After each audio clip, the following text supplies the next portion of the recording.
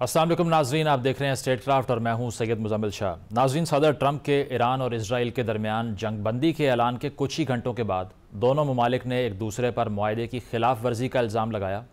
Israeli media के मुताबिक जंगबंदी नफाज के चंद ही घंटों बाद ईरान की जानिब से इसराइल पर एक मिसाइल फायर हुआ है, जिसे इसराइली डिफेंस सिस्टम ने कामयाबी से इंटरसेप्ट किया। इस हमले के बाद इसराइल के वज़ीर दिफा का ये बयान भी सामने आया, जिन्होंने ईरान की सीज़ फायर की खिलाफ वर्जी के बाद इसराइली फ़ौज को तेहरान को टारगेट बनाने का हुक्म दिया, जिसके बाद अमरीकी सदर डोनाल्ड ट्रंप ने इसराइल को ख़बरदार करते हुए ये कहा कि अगर इसने ईरान पर बमबारी की तो ये जंगबंदी की बड़ी खिलाफ वर्जी होगी।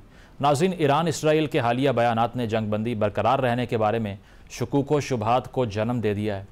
ईरान इसराइल तनाज़ा जो मुसलसल तवालत इख्तियार कर रहा था, इसमें ट्रंप की तरफ से अचानक दोनों ममालिक के दरमियान मुआहदे की इतला पूरी दुनिया के लिए हैरानकुन थी। ईरान इसराइल के दरमियान होने वाला ये मुआहदा, जिसके बारे में सदर ट्रंप ने यह बताया कि ईरान और इसराइल ने तकरीबन बैक वक्त उनसे रब्ता करके अमन के लिए कहा। मुआहदे की तफसीलात उन्होंने सोशल मीडिया पर शेयर करते हुए ये लिखा कि मुआहदे के मुताबिक पहले ईरान जंगबंदी का आगाज़ करेगा, जिसके बाद 12 घंटे बाद इसराइल भी जंगबंदी शुरू करेगा। फिर 24 घंटे मुकम्मल होने पर 12 रोज़ा जंग के बाज़ाब्ता इख्तिताम का ऐलान किया जाएगा। हर मरहले में दोनों फरीक पुरअमन और बाएहतराम रहेंगे। सीज़ फायर मुआहदे में अहम किरदार में अमरीका के साथ साथ कतर का नाम लिया जा रहा है। अमरीकी अखबार न्यूयॉर्क टाइम्स ने अपने एक आर्टिकल में नाम जाहिर किए बगैर 3 सिफारतकारों के हवाले से कहा कि कतर ने ट्रंप की इंतज़ामिया के कहने पर ईरान को इसराइल के साथ जंग बंदी पर आमादा करने में किरदार अदा किया है, जबकि सीज़ फायर मुआहदे से चंद घंटे कबल ईरान की कतर में वाक़ अमरीकी अल-अदीद एयरबेस पर हमले की इतलात भी सामने आई, जिसके बाद ट्रंप ने एक पैगाम में बताया कि ईरान की जानिब से 14 मिसाइल दागे गए, जिनमें से 13 को तबाह कर दिया गया और एक को आज़ाद रहने दिया गया, क्योंकि ये जिस समत में गिर रहा था वहाँ कोई ख़तरा नहीं था।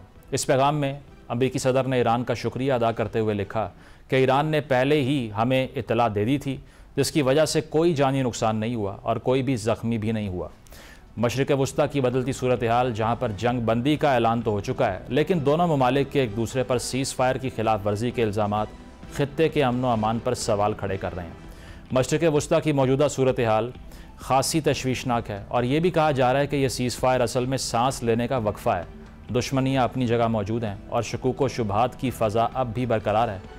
इन तमाम मौज़ूआत पर हम गुफ्तगू का आगाज़ करते हैं। जौहर सलीम साहब ज्वाइन कर रहे हैं, साबिक सफ़ीर हैं, उज़ैर यूनुस मौजूद हैं, तजिया निगार और मंसूर जाफ़र हमारे साथ मौजूद होंगे, इंटरनेशनल रिलेशंस के एक्सपर्ट हैं। आप तीनों का बहुत बहुत शुक्रिया।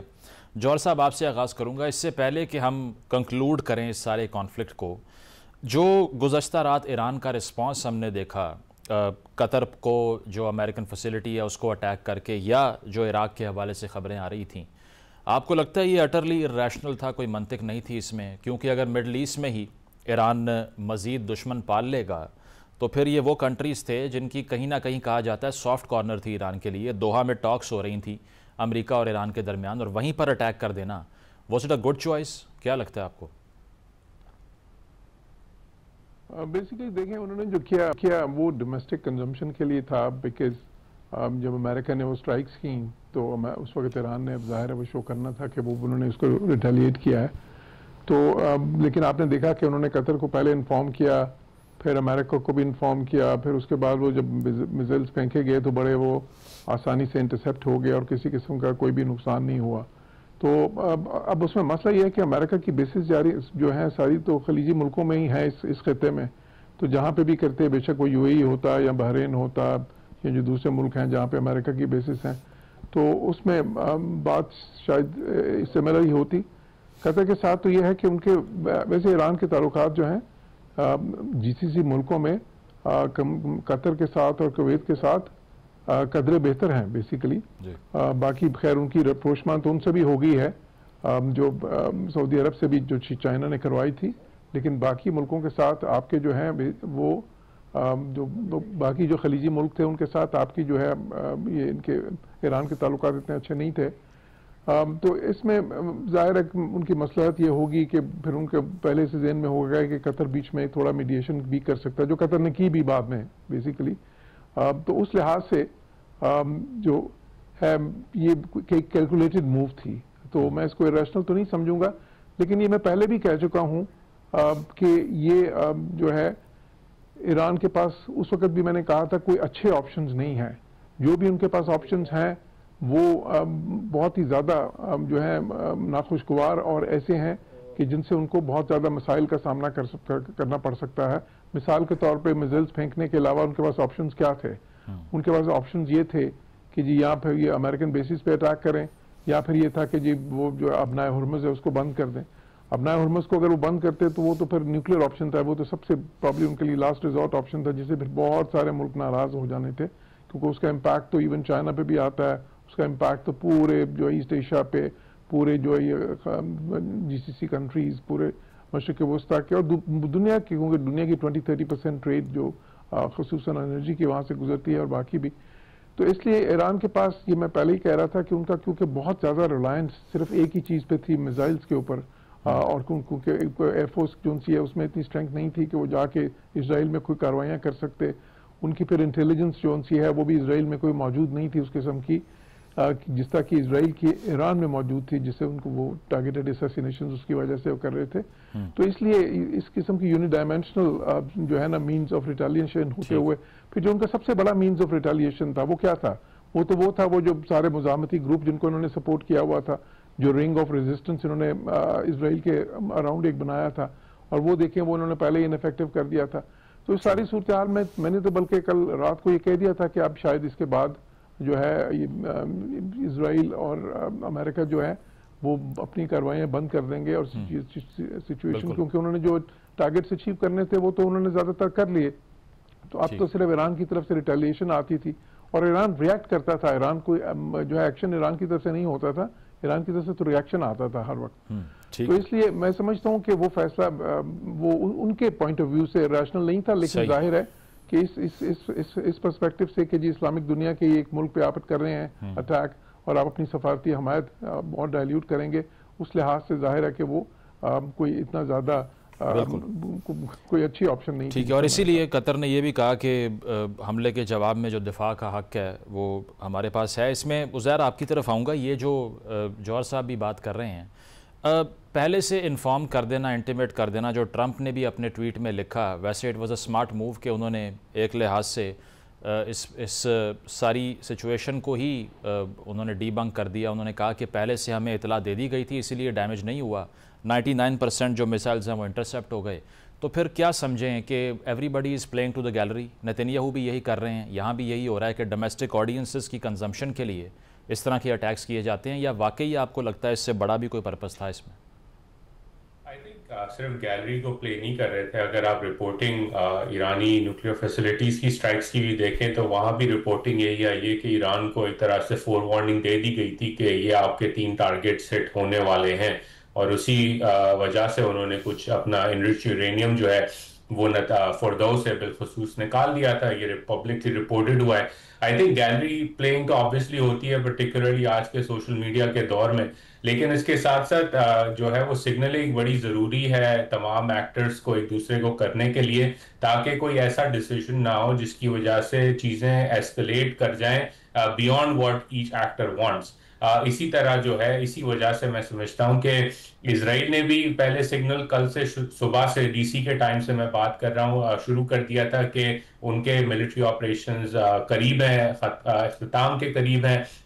ईरान ने सिग्नल किया था कि वो रिस्पांस करेगा और फिर कतर को बता के हिट किया, और डोनाल्ड ट्रंप ने भी सिग्नल कर दिया था कि वो बड़ी जंग नहीं चाहते। वीकेंड की ब्रीफिंग में डिफेंस डिपार्टमेंट के सेक्रेटरी ने भी ये बात की थी। तो आई थिंक ये सिग्नलिंग जो है बड़ी इंपॉर्टेंट होती है इस तरह के क्राइसिस के अंदर, ताकि हर एक्टर को पब्लिकली भी और प्राइवेटली भी मालूम हो कि दूसरा उसका जो हरीफ है वो करना क्या चाह रहा है। आज भी अगर हम देखें तो सुबह जब मैं उठा तो डोनाल्ड ट्रंप की वीडियो क्लिप गर्दिश कर रही थी कि उन्होंने जो है वो सख्त अल्फाज इस्तेमाल किए इसराइल के ऊपर कि वो एक और स्ट्राइक करने जा रहे हैं, और उसके बाद आपने देखा कि उस ट्वीट के बाद और उस रिमार्क के बाद कॉन्वर्जेशन हुई। इजरायली प्लेन जो है उन्होंने वो पूरा अटैक नहीं किया जो वो करने जा रहे थे तेहरान के ऊपर। तो अगेन ये पब्लिक सिग्नलिंग सिर्फ गैलरी नहीं बल्कि इसके पीछे एक इम्पोर्टेंट स्ट्रेटजी भी होती है। और उज़ैर ये जो जंग बंदी हुई है ये आपको लगता है कि मेंटेन रह सकती है, या फिर ये जो दोनों तरफ से इल्ज़ाम लग रहे हैं वायलेशंस के, ये अब कंटिन्यू होगा?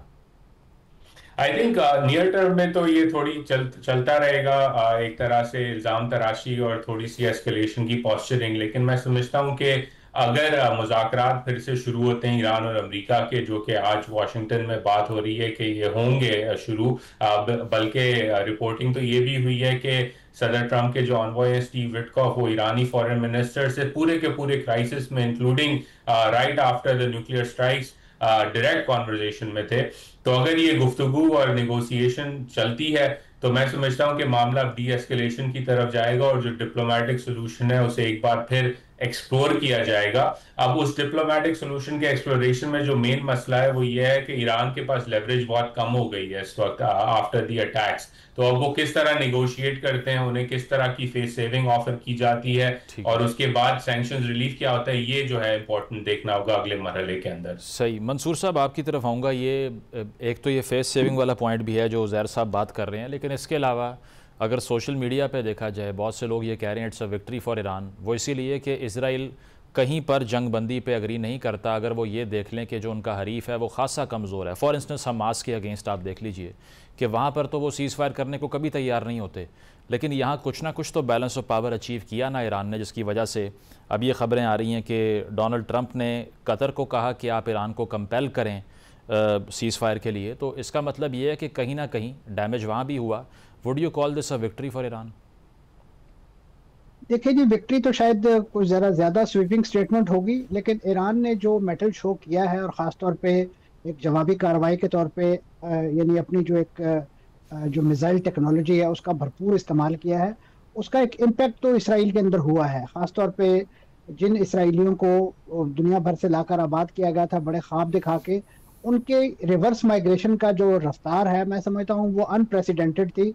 इतनी बड़ी तादाद में तो 7 अक्टूबर 2023 के कार्रवाई के बाद भी रिवर्स माइग्रेशन देखने को नहीं मिली। और ख़ासतौर पे इसका जो मुद्दत है तकरीबन 12 दिन की है, 12 दिन जिस अंदाज से वो लोग एक गैर यकीनी कैफियत में रहे, तज़ब्ज़ब की कैफियत में रहे और उनको वहाँ से निकलना पड़ा, ये एक बहुत। और ख़ासतौर पे वहाँ पे जो गैर मुल्की मौजूद थे, यकीनन इस वक्त इसराइल का हर शहरी किसी न किसी दूसरे तीसरे मुल्क का शहरी है, तो उनको जब वहाँ से खासतौर पे बरतानिया ने जब अपना वहाँ से एग्जिट प्लान दिया तो ये वो ऐसे सिग्नल्स थे कि जिससे एक ईरान की तरफ से जो भी कार्रवाई की गई उसकी एक तासीर या उसका एक इम्पैक्ट जो है वो फील किया गया।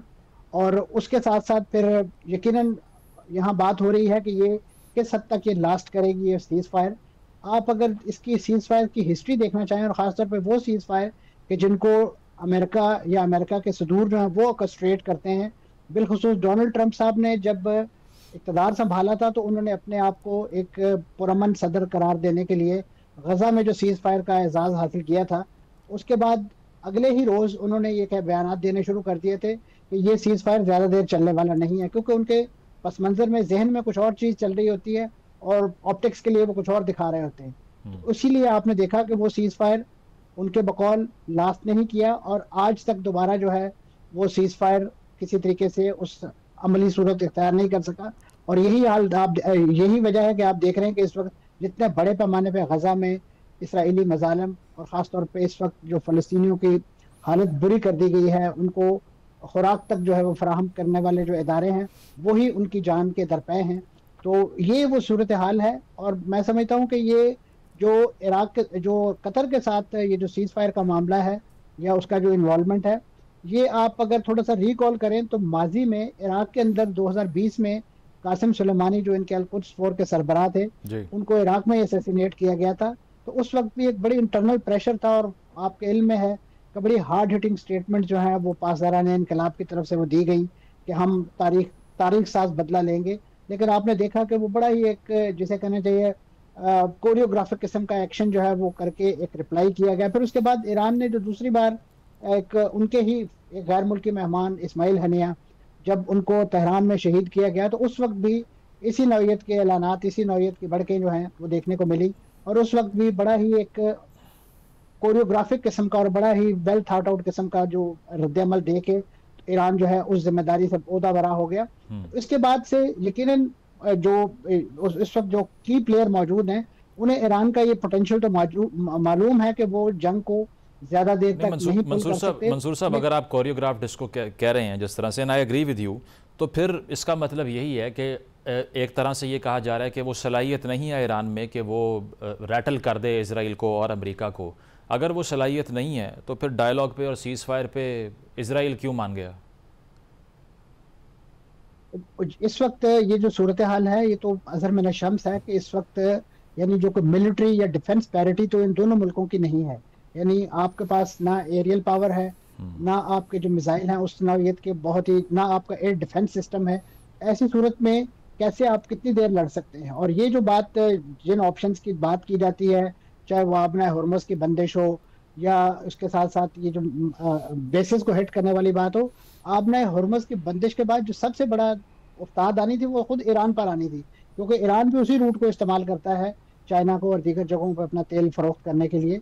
और इसी तरीके से जितने बड़े पैमाने पे इस वक्त बिल्डअप मौजूद है इस पूरे रीजन के अंदर, और ख़ासतौर पर बहरीन में एक जो 5th फ्लीट और इस नौइयत की सारी चीज़ें, तो उनकी तरफ से तो ये लम्हा भर के लिए भी इस आबनाए को बंद करना जो है वो मैं समझता हूँ बर्दाश्त नहीं होना था। और उन्होंने एक सीवियर एक्शन करना था जिसके नतीजे में एक वाकई ही जिसे कहना चाहिए एक रीजनल वॉर जो है उसकी कैफियत पैदा हो जानी थी। और बिलखुसूस जिन मुल्कों का हम कह रहे हैं कि उनका एक चेंज ऑफ हार्ट है, खासतौर पर सऊदी अरब का ईरान के हवाले से, तो वो बयानात की हद तक तो हमें देखने को मिला है। लेकिन अमली सूरत में ओआईसी का इजलास भी तो हुआ है ना। ओआईसी के इजलास और उसके फोरम को अगर देखें तो उसके तो मैंडेट में शामिल है कि अगर आप के रुकन किसी मुल्क पर हमला होगा तो आप उसको मिलिटरीली भी सपोर्ट करेंगे। तो यहाँ हम करारदादों और बयानात से आगे नहीं गए हैं। तो ऐसे में फिर ईरान के पास यही ऑप्शन बचता था कि वो जिसे कहना चाहिए जाबिर सुल्तान के सामने पूछ कर जो कलमा है कहा है उसी को इत्तफा करे। ठीक, प्रोग्राम में एक ब्रेक शामिल करते हैं, ब्रेक के बाद गुफ्तगू को आगे बढ़ाएंगे। Stay with us.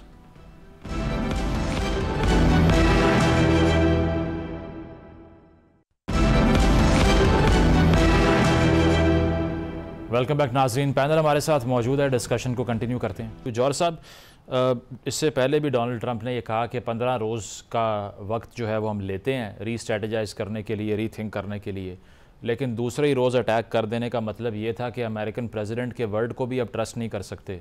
तो अब जब ये कहा जा रहा है कि सीज़ फायर हो चुका है और वो ट्वीट करके ये बता रहे हैं कि इजराइल अपने तैयारे वापस बुला ले और अगर उन्होंने बॉम्ब किया ईरान को दोबारा तो ये सीवियर वायलेशन हो जाएगी, how do we know that he means it as well? अच्छा देखिए, मैं इससे पहले आपके सवाल का वो जो आपने इनसे पूछा था बहुत अहम सवाल था। आपने कहा कि क्यों अगर ये सब कुछ है जब ईरान के पास उस तरह की रिटेलिएशन की कैपेसिटी ही नहीं है, जो कि बात ठीक है उस तरह की नहीं है, जो जिस तरह की जिससे डिटरेंस क्रिएट होता है या एस्टेब्लिश होता वो डेमोन्स्ट्रेट नहीं हुई उस लेवल की, तो फिर क्यों इजराइल और अमेरिका रुक गए? इसके बाद सीज फायर पे क्यों माने, वो क्यों नहीं कंटिन्यू किया? तो उसका जवाब जो है वो बड़े वाजे है और ये मैं कह चुका हूँ अपने कमेंट्स में पहले भी कि देखिए उनके जो ऑब्जेक्टिव्स थे वो साफ साफ तौर पे 3 ऑब्जेक्टिव्स थे। उसमें एक ऑब्जेक्टिव था कि इनका न्यूक्लियर प्रोग्राम जो है उसको डिस्टर्ब करना, बिकॉज वो ये समझते थे कि ये ब्रेकआउट कैपेसिटी के करीब है और उसको ये इनकी इंस्टॉलेशन तबाह करना ताकि वो कुछ साल दूर चले जाएं उससे एटलीस्ट। तो जो उन्होंने डैमेज किया, हमें तो 20 साल से ये बताया जा रहा है कि दे आर 1 स्टेप क्लोजर, एक कदम दूर रह गए हैं। बिल्कुल, ये भी बिल्कुल सही है, लेकिन उस 20 साल में देखिए इंस्पेक्शंस चल रही थी मुसलसल। तो जब इंस्पेक्शंस IAEA की चल रही होती हैं तो उस वक्त फिर आप वो नहीं देखिए, ईरान NPT का सिग्नेटरी है, पाकिस्तान NPT का सिग्नेटरी नहीं था, पाकिस्तान पे किसी किस्म की कोई इंस्पेक्शंस नहीं होती थी।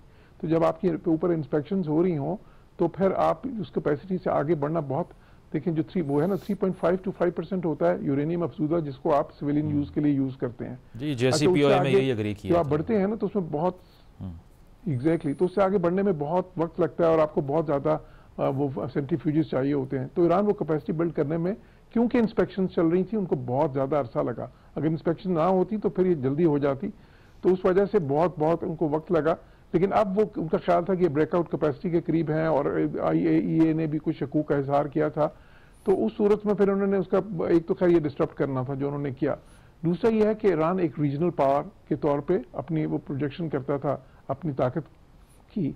अब उसमें देखें वो सारे मुजामती ग्रुप जिनको वो सपोर्ट करता था इसराइल के अराउंड, हमास हो गया, हिजबुल्ला हो गया, होतीज हैं दूसरी तरफ यमन में, फिर उसके बाद इराक में इनके ग्रुप्स हैं हमायत याफ्ता, फिर उसके बाद सीरिया में भी जो है इनकी हमायत याफ्ता हुकूमत थी। उन सारों को उन्होंने बड़े तरीके से सिस्टमेटिकली एक एक करके उनको इनफेक्टिव किया है। हौथीज थोड़े जो है अभी उतने नहीं है, लेकिन फिर भी काफ़ी डैमेज हुए। तो वो जो उन्होंने ईरान की पावर है कंटेन की, और फिर जब देखें ईरान को हिट किया फाइनली, तो उनमें से किसी ने भी रिटेलिएट नहीं किया, हालांकि वो तो ईरान की फर्स्ट लाइन ऑफ डिफेंस थे। जो तीसरी चीज़ है, वो रजीम को वीक करना चाहते थे। उसके लिए इन्होंने फिर सारी जो असैसिनेशन जो आपने देखा है, उनकी मिलिट्री कमांड, उनकी इंटेलिजेंस कमांड, उनके फिर साइंटिस्ट भी बहुत सारे, तो वो भी उन्होंने किया। तो उनके जो टारगेट्स थे, जो शॉर्ट टर्म टारगेट्स थे, वो उन्होंने अचीव किए। तो उसके बाद उनके लिए वो किसी वक्त भी रोक सकते थे, अगर वो तो ईरान की रिटेलिएशन जो उनसी हैं उसके बाद आ रही थी। तो जहां पे उन्होंने देखा, इसराइली तो इंतजार कर रहे थे कि अमेरिका किस वक्त आके बंकर बस्टर बॉम्ब्स जो हैं वो गिराते हैं, ताकि जो काम उनसे नहीं हो सका वो अमेरिका कर ले। तो उसके बाद तो किसी वक्त भी उन्होंने, और ये मैंने कल रात को अपने एक इंटरव्यू में कहा था कि जी अब मैं इस चीज़ का इम्कान बहुत है कि अमेरिका और इसराइल ये रोक देंगे यहाँ पे। ठीक है। तो इसलिए वो तो आपको वाज़ेह हो गई चीज़ जो उनसी है। अब आपका जो दूसरा सवाल था वो क्या था? नहीं, मैं उस हवाले से अब ज़ाहिरी बात है, ये जो सवाल है ये पुट करता हूँ आपसे, लेकिन इसी पॉइंट को फ़िलहाल अगर आगे लेकर जाऊँ उज़ैर साहब आपकी तरफ, ये जो बंद करने की बात की जा रही थी हुर्मुज़ को, चूँकि आप ग्लोबल ट्रेड को भी करीब से देखते हैं, तो आपको लगता है कि ये जिस तरह से कहा मंसूर साहब ने भी कि ये इतना वायबल ऑप्शन नहीं था, क्योंकि ईरान ख़ुद सफ़र करता है, चाइना सबसे बड़ा ख़रीदार है उनके तेल का। तो एक तरफ ये चीज़, और दूसरा जो डोनाल्ड ट्रंप की तरफ से अमेरिका में ये कहा जा रहा है कि मैंने न्यूक्लियर फैसिलिटीज़ को कम्प्लीटली ऑब्लिटरेट कर दिया है। आपको लगता है इतना डैमेज हुआ है जितना क्लेम किया जा रहा है? डैमेज एडजस्टमेंट्स तो आएंगी और उस पर रिपोर्टिंग होगी, टाइम लगेगा उस पर। वर्स्ट केस सिनेरियो हम कह सकते हैं कि जो सेंट्रीफ्यूजेस हैं वो डिस्ट्रॉय कर दी गई और डिसरप्ट किया है सिवियरली प्रोग्राम को। लेकिन ये बात जाननी चाहिए, और मेरी वाशिंगटन में भी जो लोग एक्सपर्ट्स हैं इस चीज़ को फॉलो करते हैं, उन्होंने यही कहा है कि इस तरह की कैपेसिटी आप तबाह बर्बाद नहीं कर सकते किसी भी मुल्क में, बिलखुसूस ईरान जैसे मुल्क में जहां इंजीनियर्स की कोई कमी नहीं है और साइंटिफिक और इंजीनियरिंग कैपेसिटी जो है वो बड़ी डीप है।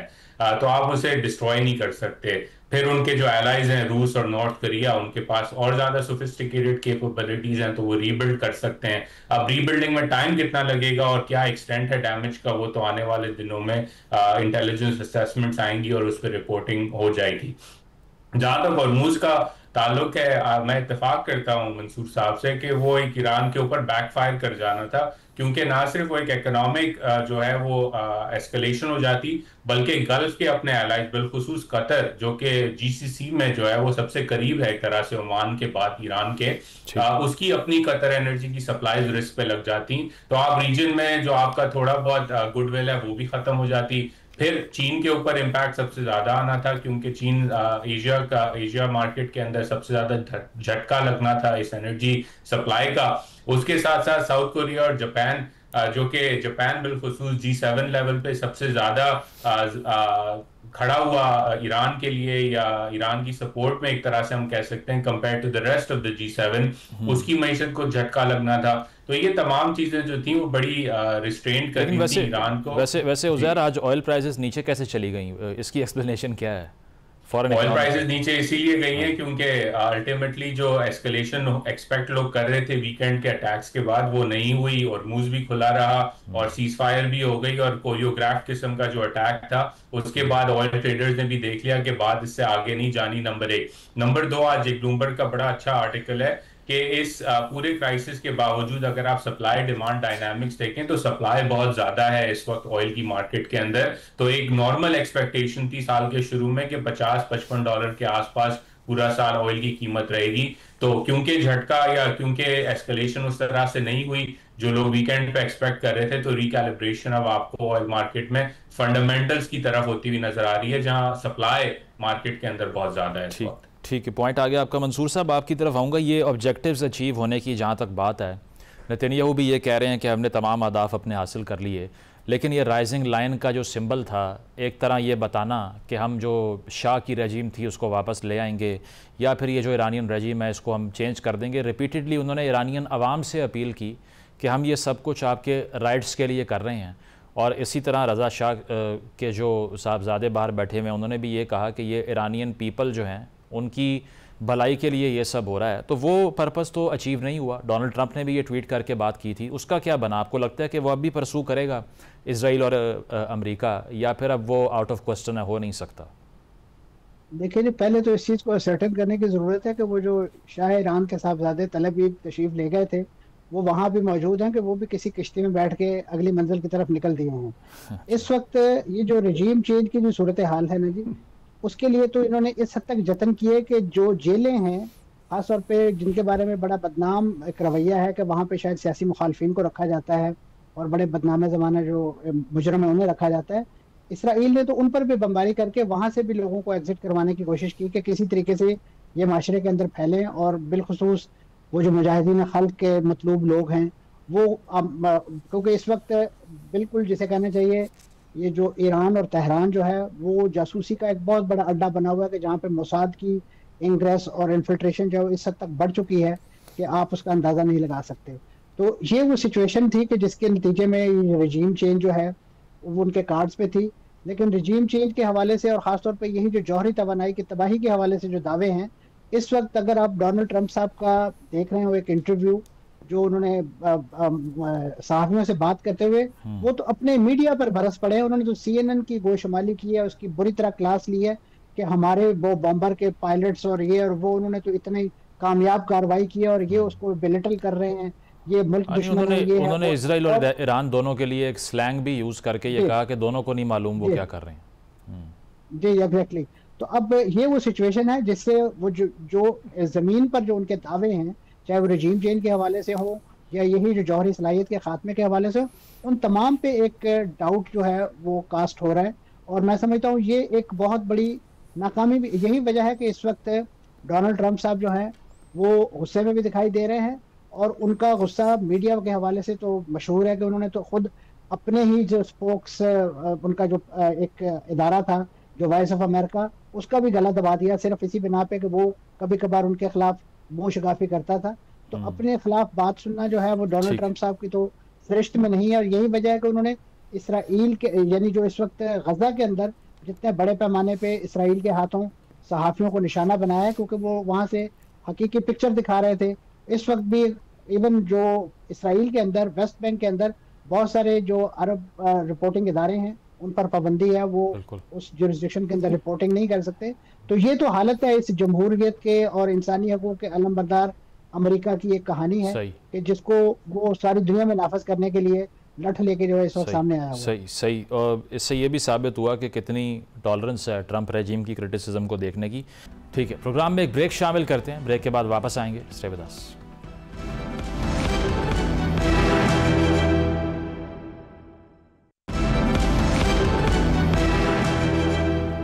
वेलकम बैक नाजरीन, डिस्कशन को कंटिन्यू करते हैं। जौहर साहब, अगर आपकी तरफ में आऊँ, ये रेट्रोस्पेक्ट में अगर देखा जाए तो बाहर से हमला करके रजीम चेंज करवाने की कोशिश करना, इसने तो मज़ीद यूनाइट कर दिया ईरान को। जो पहले प्रोटेस्ट हुआ करते थे, जिस तरह मासा अमीनी वाले केस में था, या इसके अलावा जो एक वहाँ पर हम पोलराइजेशन देख रहे थे, वो तो बहुत कम हो गई। लोग बाहर भी निकले, उन्होंने प्रोटेस्ट भी किया अमेरिका के ख़िलाफ़।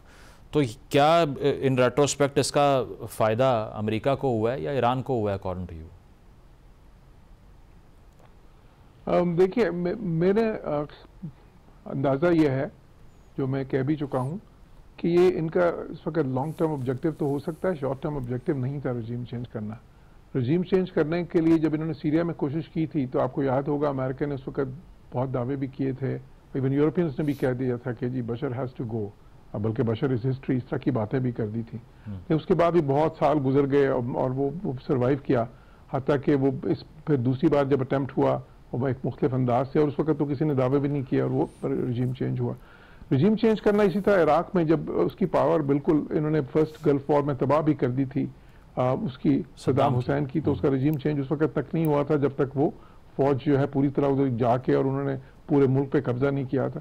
ये बात इतने उसी सबको मालूम है कि रजीम इस तरह चेंज नहीं होता है कि ऊपर से आप बॉम्बिंग कर दें, इसलिए ये इनका ऑब्जेक्टिव नहीं हो सकता। और अगर ऐसा कोई ऑब्जेक्टिव था तो वो तो फिर मैं उस पर हैरान होऊंगा। मेरा अंदाजा यही है कि ऑब्जेक्टिव था उसको वीक करना, उसके रीजनल पावर जो स्टेटस है उसको कटेल करना, और इनके न्यूक्लियर प्रोग्राम को उस पर भी देखें, इसलिए मैंने लफ्ज यूज किया डिसरप्ट करना। वो खत्म तो आप नहीं कर सकते इस तरह से, लेकिन ये क्या उसको आप you can set it back by a few years, और यही उनका मकसद था क्योंकि ब्रेकआउट कैपेसिटी के करीब है। तो जो टेक्निकल ऑब्जेक्टिव्स थे उन्होंने वो तो अचीव किए हैं, लेकिन अब जो स्ट्रेटेजिक ऑब्जेक्टिव है let's say long term objective जो है कि अगर वो रजीम को चाहते हैं कि उधर चेंज हो और उसमें फिर उसको कंसिस्टेंटली वीक करें, तो जाहिर है कि नॉर्मली इस तरह की चीज़ों से तो कौम रैली बिहाइंड करती है। जो भी जौहर साहब शॉर्टली पाकिस्तान का जौहर साहब जो रिस्पॉन्स रहा, डिफ़िकल्ट कंडीशन थी कि अगर दोहा पर इराक पर अटैक हो गया है और ब्रदरली मुस्लिम कंट्रीज़ हैं सारे, तो पाकिस्तान क्या पोजीशन ले। तो इस सारे कॉन्फ्लिक्ट में आपको लगता है कि हम भी प्रैग्मेटिक रहे और बैलेंस किया हमने फॉरेन पॉलिसी को अपनी?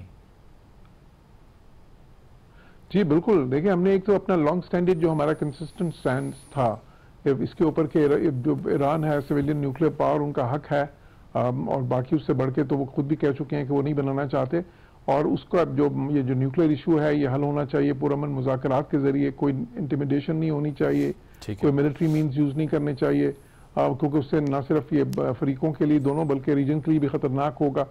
तो वो तो हमने उसी पे, और फिर देखें सफारती तौर पर पाकिस्तान कितना एक्टिव रहा, यूनाइटेड नेशन सिक्योरिटी काउंसिल में भी जहां मेंबर हैं वहां पे भी आवाज उठाई और उसका शुक्रिया भी ईरानी पार्लियामेंट में अदा किया गया, और बायलैटरली भी जो है हमने प्राइम मिनिस्टर के लेवल पे, फॉरेन मिनिस्टर और डिप्टी प्राइम मिनिस्टर के लेवल पे। तो आई थिंक पाकिस्तान तो उन मुल्कों में था जिन्होंने एक वाज़ेह पोजीशन ली, बिकॉज यहाँ पे बहुत से मुल्क थे, मुसलमान मुल्कों की मैं बात कर रहा हूँ, जिन्होंने वाज़ेह पोजीशन नहीं ली, बहुत ज्यादा एम्बिग्विटी थी उनकी पोजीशन में। और देखें वो दोस्त हिंदुस्तान जो उनके दोस्त हैं ईरान के, बहुत हिंदुस्तान जिनके साथ उनकी बहुत ज्यादा दोस्ती थी पिछले सालों में, वो देखें कैसे वो बिल्कुल सारी चीजों से अलग हो गया और उसने कहीं भी वो जो है बल्कि एक्सपोज हो गया ईरान के नजदीक, क्योंकि उन्होंने तो बिल्कुल कोई वाज़ेह पोजीशन नहीं ली, ना कहीं डिप्लोमेटिक सपोर्ट की, ना कोई उनकी मॉरल और पॉलिटिकल सपोर्ट की इस मौके पे। तो वो तो बिल्कुल कह रहा है हमारा। हाँ, कतर की जब आपने बात की तो देखें पाकिस्तान ने उसके ऊपर भी बड़ा क्लियर स्टांस लिया कि जो कतर पे ईरान ने किया है, पाकिस्तान ने उसके खिलाफ स्टेटमेंट दी कि क्योंकि वो भी वायलेशन है कतर की जो टेरिटोरियल इंटेग्रिटी की और उनकी सोवरेनिटी की। तो इसलिए मैं समझता हूँ कि हाँ, बहुत ही बैलेंस था पाकिस्तान का और बहुत ही प्रिंसिपल्ड और कंसिस्टेंट था, बैलेंस्ड अप्रोच रही इसमें। उज़ैर, फाइनली व्यूअर्स की अंडरस्टैंडिंग के लिए और मेरी भी, अमेरिका की जो सपोर्ट है इजराइल की लॉन्ग स्टैंडिंग, हम ये देखते हैं बराक ओबामा के अगेंस्ट खुलकर ओपनली नेतन्याहू बयान देते हैं, तब भी मिलिट्री एड बंद नहीं होती। $38 बिलियन की डील 2017 में गालिबन वो करते हैं 10 साल के अरसे के लिए।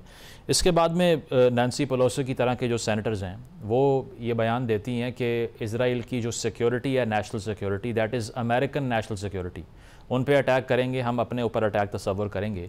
ये किस तरह कंपेल कर लेता है इज़राइल हमेशा हर किस्म की अमेरिका की प्रेसिडेंसी को कि आप हमारी जंगें लड़ें, उसमें इन्वेस्ट भी करें और दुनिया के कॉन्फ्लिक्ट्स को गले लगा लें हमारे लिए? How does this happen? इस पे देखें, एक तो ऑब्वियसली इजराइल और जो अमरीकी प्रो इजरायली अमरीकी हैं उन्होंने काफ़ी सालों दिहाइयों इन्वेस्ट किया है इस रिलेशनशिप के अंदर, और इस रिलेशनशिप के मल्टीपल पिलर्स हैं, सिर्फ लॉबिंग का पिलर नहीं है, इसके अंदर कल्चरल पिलर है, इसके साथ साथ टेक्नोलॉजिकल पिलर है, इकोनॉमिक पिलर है। तो ये बड़ा गहरा एक इन्फ्लुएंस जो है इजराइल अमेरिका ताल्लुकात का वाशिंगटन के अंदर मौजूद है, जिसपे ज़्यादातर बात पाकिस्तान में जो होती है वो सिर्फ लॉबिंग की और एपैक जैसे ग्रोहों की होती है, लेकिन रिलेशनशिप काफ़ी गहरा है। लेकिन जो इम्पोर्टेंट चीज़ हुई है पिछले 2-3 सालों में, ओबामा के दौर से ये शुरू हुआ था लेकिन 2-3 सालों में एक्सेलरेट हुआ है, वो ये कि अब दोनों पार्टीज के अंदर एक इजरायली स्केप्टिकल ग्रुप भी मौजूद है। आपने इस पूरे क्राइसिस में देखा, टकर कार्लसन जैसे लोग या स्टीव बैनन जैसे लोग जो ट्रंप के बड़े करीब हैं, उनकी मीडिया चलाते हैं, उन्होंने बार बार सदर को कहा कि आप बीबी की बातों में ना आए और इजराइल की बातों में ना आए या आपको एक और जंग में धकेलेंगे, और ये पहले भी कर चुके हैं। तो डेमोक्रेट्स में ऑलरेडी बाइडेन के सदारत के दौरान ये एक डिवाइड डेमोक्रेटिक पार्टी में था। तो आने वाले मीडियम टर्म में 4-5 सालों में जब जनरेशनल जो चेंज है अमेरिका में वो आपको नजर आएगा, अमेरिकी सियासत में, तो आपको ये बदलता हुआ नजर आएगा। लेकिन ये ताल्लुक काफी गहरा है और इसकी गहराई इतनी आसानी से जो है वो चेंज नहीं करेगी रिलेशन। और आपको लगता है कि एवेंजेलिकल क्रिश्चियन फैक्टर भी है वहाँ पर, जो राइट विंग है वो नेचुरली इंक्लाइन करती है इजराइल की तरफ? बिल्कुल, इवेंजेलिकल क्रिश्चियन फैक्टर इंक्लाइन करता है, और उसके साथ साथ जो है अगेन वो रिपब्लिकन पार्टी में बिलखुसूस जो है वो इन्फ्लुएंस डालता है, और वो भी आपको बढ़ता हुआ नजर आए। बट अगेन इवेंजेलिकल्स में अब आपको डिवाइड नजर आ रहा है कि कितनी और जंगें और कितनी और सपोर्ट हम इजराइल की करेंगे जब अमेरिका को खुद अपनी रिसोर्सेज की ज़रूरत है। ठीक है मंसूर साहब, मेरे पास लास्ट मिनट है, मिडल ईस्ट के फ्यूचर के हवाले से कुछ कमेंट कर दीजिए। अब्राहम अकॉर्ड्स की जो बात हुआ करती थी वो आपको लगता है ऑन द कार्ड्स रहेगी, और क्या किसी किस्म की डील हो पाएगी ईरान से, या फिर आपको लगता है कि पॉइंट ऑफ नो रिटर्न आ गया और अब ईरान को जो है वो आइसोलेट जिस तरह किया गया वैसे ही रहेगा? ये आपका सवाल का जवाब देने से पहले मैं कमेंट करना चाहूँगा। अभी रिसेंटली जो समोत्रेश, जो उनके बड़े इंतहा पसंद एक यहूदी आबादकार वजीर हैं जिन्होंने जरगमाल बनाए रखा है नेतन्याहू को, उन्होंने 2 दिन पहले एक बयान दिया है जिसमें उन्होंने मुतालबा किया गल्फ कंट्री से, बरतानिया से, फ्रांस से और जर्मनी से कि वो ईरान के खिलाफ इसराइल की जो जंग है उसके लिए एक मुश्तरका फंड क्रिएट करें, यानी चंदा दें हमें ताकि हम ईरान के खिलाफ जो है लड़ाई लड़ सकें। तो ये डायमेंशन इस तरीके से भी एक डेवलप हो रही है। एक तो अमेरिकन तो कैपिटल में तो यकीनन उनके साथ जितना हामी हैं, यहाँ पे इस नौयत के लोगों को, और इसका क्योंकि दूसरा जो आपके सवाल का हिस्सा है कि इब्राहिम अकॉर्ड के हवाले से, तो इब्राहिम अकॉर्ड को मैं समझता हूँ जिस तरीके से थोड़ा सा यानी शेल्फ किया गया है खासतौर पे इस दौरे सऊदी अरब में, उसका जिक्र तक नहीं किया डोनाल्ड ट्रम्प ने, और उसकी बुनियादी वजह यही थी कि सऊदी अरब का जो एक अटल और ख़ासतौर पे बहुत ही कैटेगोरिकल मौक़िफ़ था कि जब तक आप एक आज़ाद खुद मुख्तार फ़लस्तीनी रियासत और जिसका दारुल हुकूमत मकबूजा बैतुल मक़दस होगा वो क्रिएट नहीं करते, उसके लिए राह हमवार नहीं करते, उस वक्त तक आप रियाद से ये तवक्को ना रखें कि वो आपके साथ किसी किस्म की नॉर्मलाइजेशन या फॉर दैट मैटर इस तरह का इब्राहिम अकॉर्ड जो है वो साइन करेगा। तो ये वो मैं समझता हूँ, और यही वजह है कि डोनाल्ड ट्रम्प साहब ने उस पूरे दौरे के अंदर यानी इसराइल को भी बाहर रखा अपनी उस जो सफरी मसरूफियात थी, और उसके बाद उन्होंने उस मौजू पर अपनी किसी पब्लिक अपीयरेंस में कोई बात नहीं की। तो मैं समझता हूँ कि ये एक ऐसा मौक़िफ़ है कि जिसने एक थोड़ा सा डेंट पहुंचाया है, और ये सऊदी अरब को इसका क्रेडिट देना चाहिए कि उन्होंने बहुत ही कैटेगोरिकली इजराइल को बिल्कुल तस्लीम करने के हवाले से जो फ्यूचर है वो आप इतना ब्राइट नहीं देख रहे। बहुत शुक्रिया। जौहर सलीम साहब, उज़ैर यूनुस साहब, मंसूर जाफ़र साहब मौजूद थे। शामिल करते हैं, ब्रेक के बाद वापस आएंगे। Stay with us.